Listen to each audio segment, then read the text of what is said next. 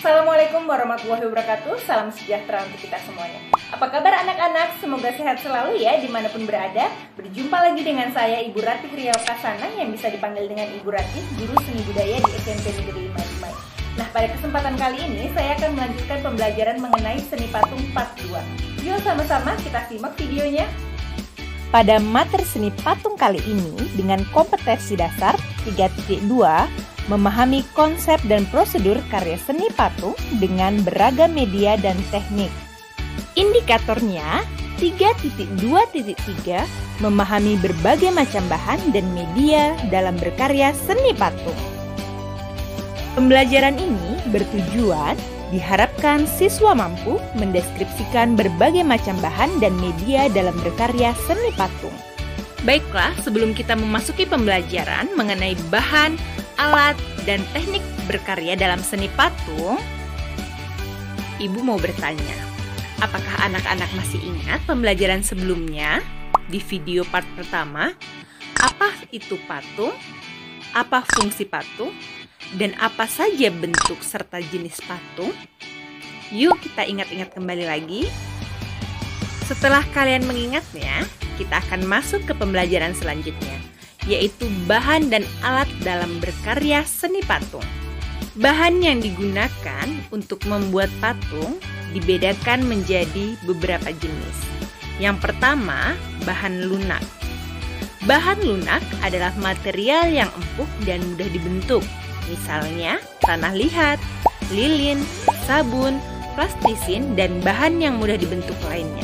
Kelebihan dan kekurangan bahan lunak seperti sabun mudah dibentuk tapi ukurannya kecil, sehingga ada keterbatasan dalam berkarya yang lebih besar. Yang kedua, bahan sedang. Artinya, bahan itu tidak lunak dan tidak keras. Contohnya kayu waru, kayu sengon, kayu randu, dan kayu mahoni. Ketiga, bahan keras. Bahan keras dapat berupa kayu dan batu-batuan. Contohnya kayu jati, kayu sonokeling, dan kayu ulin. Bahan keras antara lain batu padas, batu granit, batu andesit, dan batu kualam atau marmer. Keempat, bahan cor atau cetak. Bahan yang dipakai untuk proses ini antara lain semen, pasir, gips, logam, timah, perak, emas, dan juga beberapa bahan kimia seperti fiber atau resin. Terakhir, kelima, bahan-bahan lain yang ada di sekitar kita atau benda bekas lainnya. Misalkan kertas. Alat.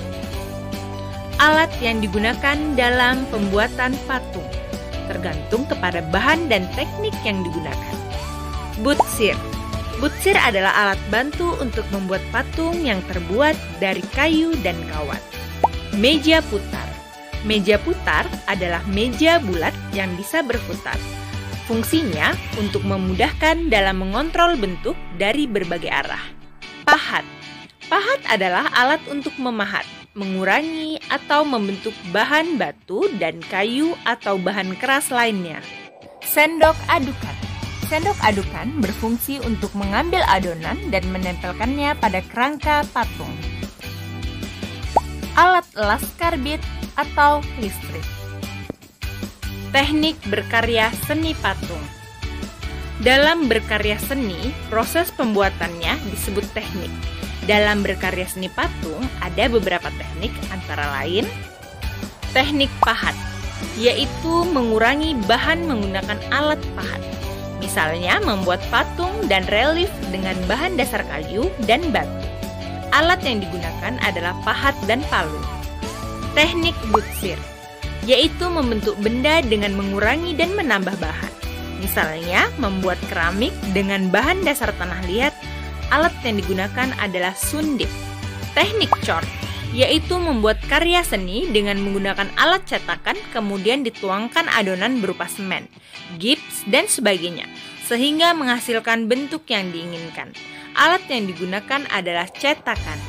Teknik cetak, yaitu membuat karya seni dengan cara membuat cetakan terlebih dahulu.